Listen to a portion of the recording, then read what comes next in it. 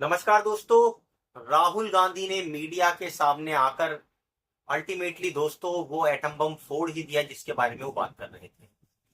उन्होंने सबूतों के साथ मीडिया के सामने आकर सिलसिलेवार तरीके से एक एक स्टेप करके एक उदाहरण लेकर कर्नाटका के लोकसभा क्षेत्र की जो बताते हैं, एक पूरे के एरिया के एक सैंपल साइज को लेकर सबूत रखे बाकायदा कि किस तरह से चुनावों में चोरी की जा रही है।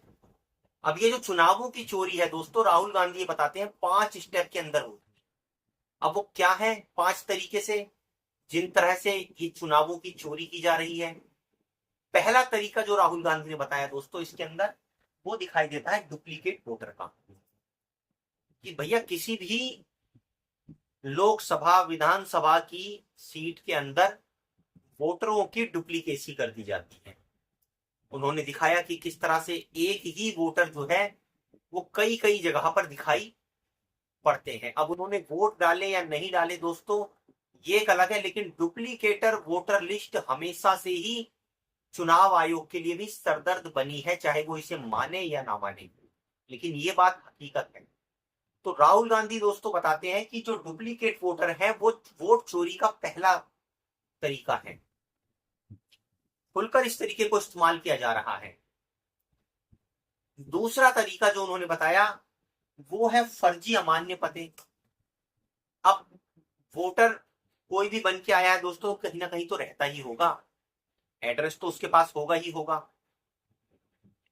ऐसे एड्रेस डाल रखे हैं जिनका कोई अता पता ही नहीं है।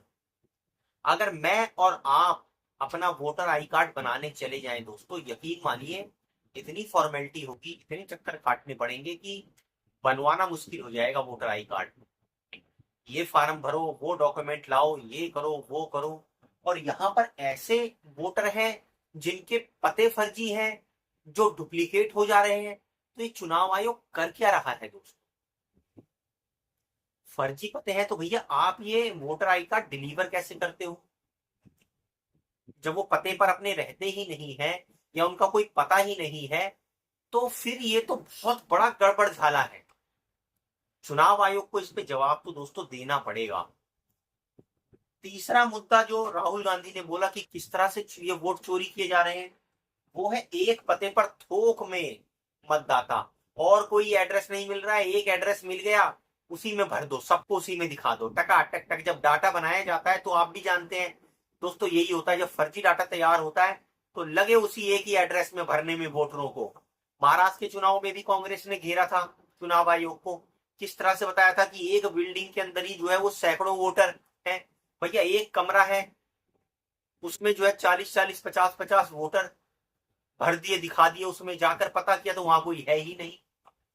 अब ये चमत्कार तो केवल हमारा आज का चुनाव आयोग कर सकता है दोस्तों, और किसी के बस की बात नहीं। चौथा जो पॉइंट बताया कि इनवैलिड फोटो। अब नाम पता कुछ भी लिख देंगे, फोटो ही नहीं है, पता करते रहो आप ये है कौन। जब फोटो बहुत छोटी होगी या होगी ही नहीं तो जाहिर सी बात है कि उसमें फिर ऑथेंटिकेशन ही नहीं हो पाएगा कि आदमी है कौन।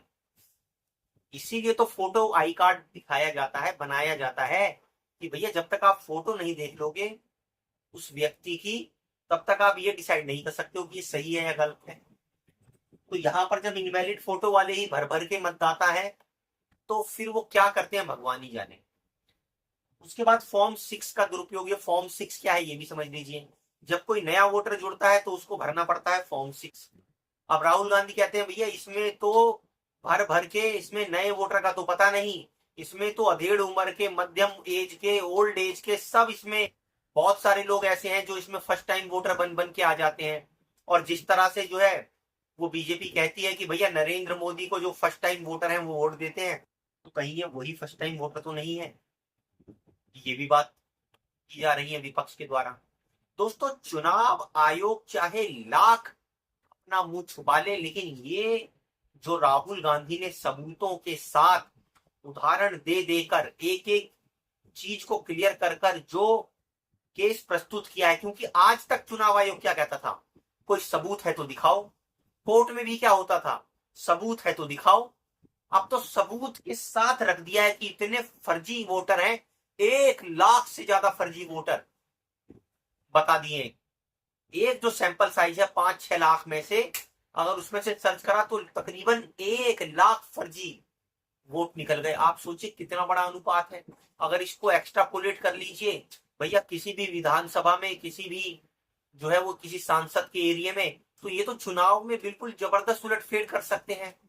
आरोप तो अब चुनाव आयोग के ऊपर और बीजेपी के ऊपर ये भी लग रहा है कि बीजेपी और चुनाव आयोग दोनों मिलकर हर चुनाव को मैनेज कर रहे हैं। किस तरह से जीता जाएगा, पूरा टीम वर्क होता है। उस टीम वर्क में डिसाइड किया जाता है कहां कहां पर कितने मार्जिन सेट किए जाएंगे, उसी मुताबिक से वोटों की जोड़ना घटाना ये सब की जाती है। तरह तरह के कयास लगाए जा रहे हैं दोस्तों। लेकिन कहने की बात दोस्तों ये है, चुनाव आयोग के चेहरे पर इतनी कालिक शायद ही पहले कभी इतिहास में पुती हो जितनी आज हो रही है। सारा विपक्ष कांग्रेस के साथ साथ अड़ा हुआ है चुनाव आयोग के खिलाफ, लेकिन चुनाव आयोग है दोस्तों की डटा हुआ है और बीजेपी की सरकार पूरा उसका समर्थन दे रही है। अरे जितने वोट बीजेपी को जीतने में नहीं मिलते हैं उससे ज्यादा विपक्ष का टोटल वोट है। तो जब इतना बड़ा तबका आपके ऊपर सवाल उठा रहा है, आपको क्वेश्चन मार्क कर रहा है, कटघरे में खड़ा कर रहा है, और उसके बावजूद भी आप जवाब नहीं देते हो। अब इस बीच में सुनने में क्या आता है कि चुनाव आयोग ने राहुल गांधी को बोला है कि भैया शपथ पत्र दो आप। अरे राहुल गांधी क्यों शपथ पत्र देंगे यार, गलती करते हो आप, गड़बड़ झाला आपकी वोटर लिस्ट में है, आप जाकर कोर्ट में जो है पेश करो अपने सबूत, अपने शपथ पत्र। ये तो वही वाली बात हो गई, उल्टा चोर कोतवाल को डांटे। आपकी वोटर लिस्ट में जो गड़बड़ियां हैं, आप जो राहुल गांधी ने बताई, आप चेक कर लो, आप चेक कर लो। अगर आपको सही मिलती है तो आप बताओ, अगर आपको गलत मिलती है तो आप विपक्ष को खड़ा कर दो भैया कटघरे में। उसने प्रेस कॉन्फ्रेंस करी है, आप प्रेस कॉन्फ्रेंस कर कर दिखा दो कि देखो ये जो डाटा था ये अपने पते पर रहते हैं, इतने लोग यहाँ हैं। ये सारी चीजें दूध का दूध पानी का पानी कर दो। दोस्तों विश्वसनीयता के नाम पर चुनाव आयोग की विश्वसनीयता बिल्कुल खत्म होती जा रही है। और इसमें एक चिंता की बात यह है कि आम आदमी का भरोसा अगर चुनाव आयोग से, लोकतंत्र से, चुनाव प्रक्रिया से हटता गया तो फिर वो वोट ही डालने नहीं जाएगा। क्यों वोट डालने जाएगा दोस्तों? जब आपने अपनी तरह से मैनेज कर कर जीत लेना है चुनाव तो जीत लो, अपने आप से ही मशीनों में करो जो मर्जी करना है। लोग क्यों बेमतलब दौड़कर वहां तक जाएंगे अपना वोट बटन दबाने के लिए? धीरे धीरे मतदान का प्रतिशत घटेगा, लोग फिजिकल तौर पर वोट डालने नहीं जाना पसंद करेंगे, क्योंकि इन गड़बड़ियों के कारण आप जानते हैं दोस्तों क्या होता है, एक तरह का अगर लोगों में रोष आ गया तो वो बहिष्कार कर देंगी चुनाव का। ना केवल विपक्षी पार्टियां चुनाव लड़ने से बहिष्कार करेंगी, बल्कि बहुत सारे वोटर वोट डालने का भी बहिष्कार करने का खतरा है दोस्तों। कर सकते हैं ऐसा? क्या चुनाव आयोग को यह समझ में नहीं आता कि देश में ऐसे हालात क्रिएट हो सकते हैं कि अफरा तफरी मच सकती है? अगर एक बार आपका विश्वास चुनाव की प्रक्रिया से हट जाएगा तो फिर ये तो जो अफसर हैं ये आते जाते रहेंगे, इनका क्या है दोस्तों, मलाई काट कर चले जाएंगे, लेकिन सवाल खड़ा होकर रह जाएगा।